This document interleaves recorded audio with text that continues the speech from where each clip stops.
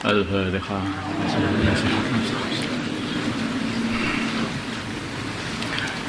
Basul Masail Senin 24 Safar 1442 Hijriah 12 Oktober 2020 Miladi. Mengonsumsi keong. Masalah mengonsumsi keong, makan keong. Bagaimanakah hukum makan keong? Keong itu ya hewan yang hidup di air sebetulnya. Berjalannya ya berjalan kayak berjalannya bekecot. Kemarin bekecotan sudah kan? Ya, enggak boleh. Itu kalau bekecot itu kan di darat ini binatang air itu, di laut atau di air. Jawab menurut Syekh Muhammad Mukhtar bin At-Taurid Al-Jawi Al-Bogori di dalam kitabnya As-Sawa'iqul Mukhriqah lil Awham Al-Kadhibati fi Bayani Khillil Belud warradi ala man harramahu. Disamakan dengan kerang ini disamakan dengan danilis. Menurut Imam Romli Kabir, Imam Romli Shaghir dan Syekh Khatib Asy-Syirbini, hukum danilis adalah halal. Danilis ya kerang-kerangan ini, kerang-kerangan, kerang, sompel dan semuanya itu adalah halal karena itu adalah hewan air atau hewan lautan yang tidak bisa hidup di daratan. Tapi menurut Imam Ibnu Hajar dalam kitab Tuhfah dan Fatwa Kubra, hukum danilis kerang-kerangan ini adalah haram. Dikarenakan ini dianggap sebagai binatang yang menjijikkan, sebetulnya begitu aja. Ini memasukkan remis, tutut, keong, semuanya ini masuk dalam khilaf yang masuk di sini ini. Suka nggak remis itu, kerang itu, itu masuk di dalam masalah ini. Ada sebagian ulama yang menganggap itu binatang menjijikan, maka beranggapan itu adalah haram. Dan ada yang mengatakan, ini binatang laut, semua yang ada di laut itu adalah halal. Makanya itu juga halal. Terus bagaimana kita ini seperti ini? Ya kalau kamu makan, ya ikut pendapatnya ulama yang menghalalkan. Tapi karena ada ulama yang mengatakan tidak halal, ya bagus sekali kalau kamu tidak memakannya, itu aja. Biar keluar dari khilaf. Kalau orang yang menghalalkan bukan berarti mewajibkan kita untuk makan, ya kan? Seperti nasi itu halal, itu bukan berarti kita wajib makan nasi, ya kan? Mungkin juga keong itu halal, bukan berarti wajib makan keong. Maka kalau kita tidak makan, ya kita tetap beranggapan itu halal, tetapi kita tidak disalahkan sama ulama yang mengharamkan. Enak kan gitu.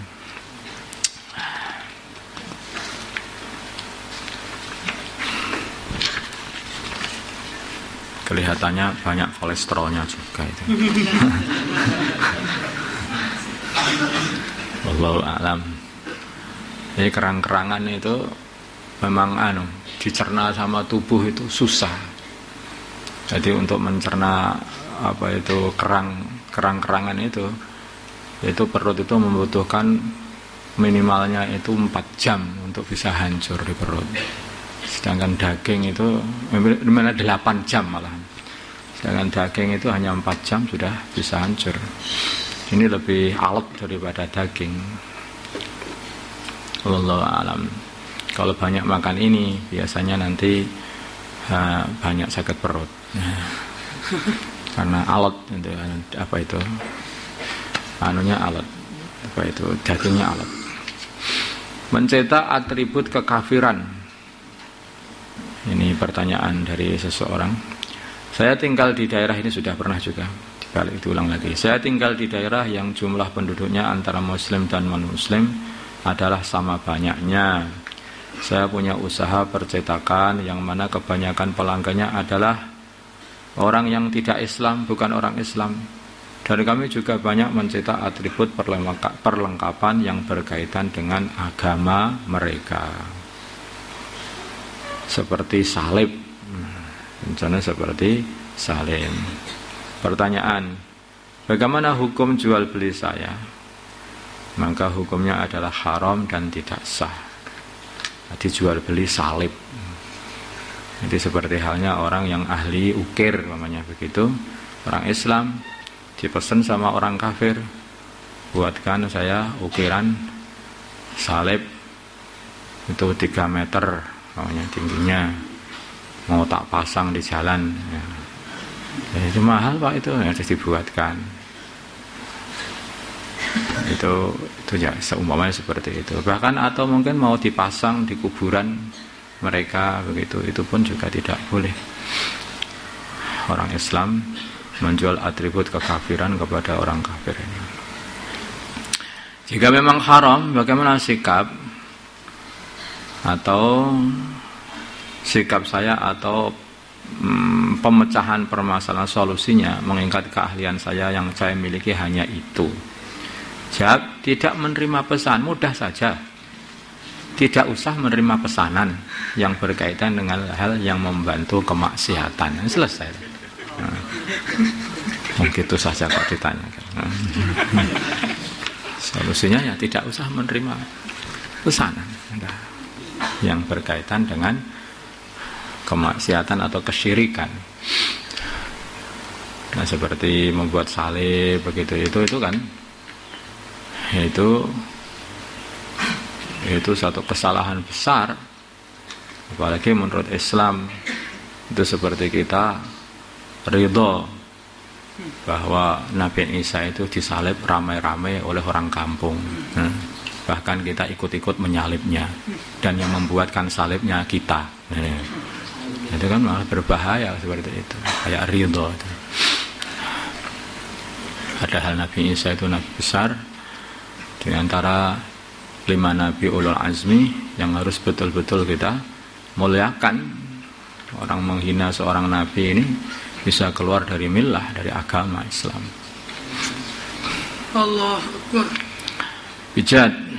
Bagaimana hukum tukang pijat laki-laki memijat perempuan dan tukang pijat perempuan memijat laki-laki? Jawab, pada dasarnya adalah tidak boleh, adalah haram. Sebetulnya begitu asli hukumnya, kecuali memang ada hajat atau dalam keadaan darurat, atau tukang pijat yang bersangkutan lebih ahli atau lebih murah, maka diperbolehkan. Maka diperbolehkan. Jadi aslinya laki-laki mijat perempuan, perempuan mijat laki-laki itu aslinya nggak boleh, kecuali memang ada beberapa tukang pijat itu yang ahli betul itu adanya perempuan atau adanya laki-laki. Seperti itu gimana seperti itu? Ya ini baru diperbolehkan. Atau ada yang ahli tapi mahalnya nggak karuan berjuta-juta. Sebetulnya ada laki-laki tapi ahli. Jadi ada yang di bawahnya itu dan itu murah, itu juga masih diperbolehkan. Tapi ada syarat-syaratnya. Kebetulan di atas dengan syarat. Memang sudah tidak ditemukan tukang pijat wanita yang ahli untuk wanita, atau tukang pijat laki-laki yang ahli untuk laki-laki. Terus yang kedua, syarat kedua, ketika pemijatan atau terapi tadi harus disertai mahramnya, kakaknya atau adiknya atau suaminya atau seorang wanita lain yang dapat dipercaya, yang thiqah. Kemudian kebolehan melihat atau memegang dalam mengobati ini adalah sebatas hajat saja, tidak lebih. Pokoknya yang seharusnya diterapi atau dipijat itu tangannya, ya yang dibuka tangannya saja. Kalau yang harus diterapi itu bagian punggungnya, yang dibuka jangan ya punggungnya. Itu tadi sebatas yang diperlukan untuk diterapi atau dipijat itu. Paham ya?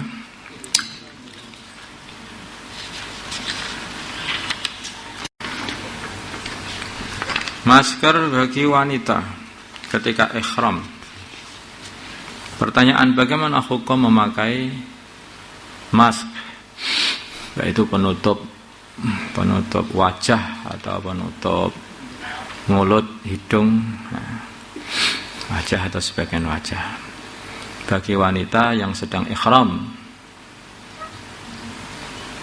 atau penutup mata juga bisa juga. Kadang-kadang mata juga ada yang orang ditutup itu karena pengen tidur, padahal dalam keadaan ihram matanya ditutup. Masker mata itu. Biar angker tidurnya itu, biar lelap.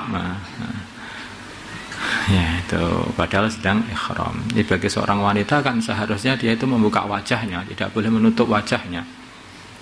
Ditutup seluruh wajahnya atau sebagiannya atau kayak gini gimana itu?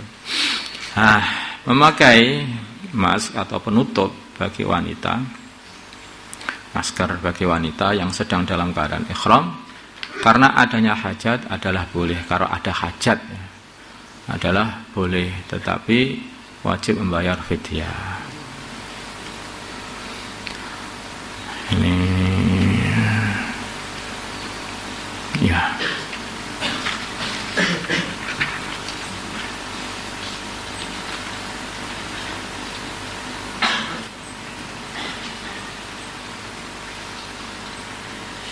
Termasuk pakai cadar dan sebagainya itu.